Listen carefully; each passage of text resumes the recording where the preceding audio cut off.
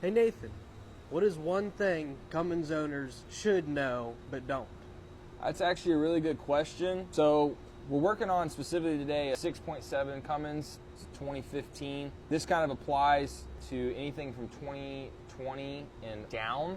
There was a change in 2020 and up on the valve train. 5.9, 6.7 owners, we want you guys to know, because Chrysler really doesn't tell you in the service manual that this is a maintenance item, but Cummins engines, Cummins Manufacturing tells us that doing valve train every 100,000 miles is crucial in checking our valve lash and getting it back within specifications. So what we have here is a truck with this is your valve train, which is your rockers, your push rods, which is touching bridges that hit your valves. And over time, as the engine's running, I don't know if you can see, there's oil up here, and this oil kind of comes, and as it's running, it splashes and runs on this bridge essentially. But this is metal to metal contact, and just due to being the valve train, it's the last place to see oil pressure, or oil flow I should say, wear occurs in this general area. And what happens is you get sloppy valves. So this starts to get a gap in between it. So Cummins says every 100,000,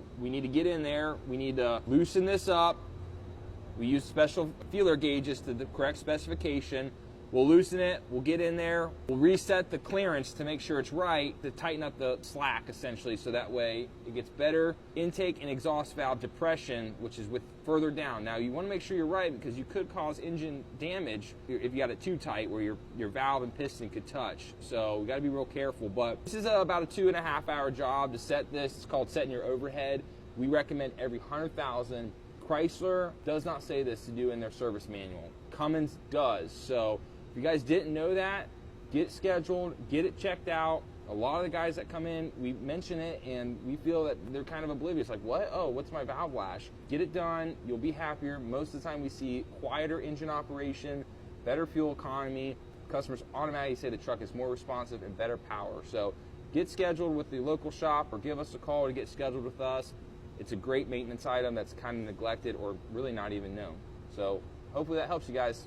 Okay guys, just to follow up, to show you proof that we're not lying, that we have a valve cover off, and this says right here, manufactured by Cummins for Chrysler and assembled in the USA. And right here, Cummins gives us what the valve lash should be on the intake and on the exhaust when the engine's cold. So we wanted to show you that. That's on a 6.7 valve cover.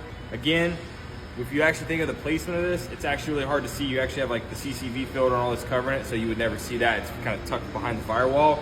But we wanted to show you guys that Cummins does require it, but Chrysler does not show that in their manual.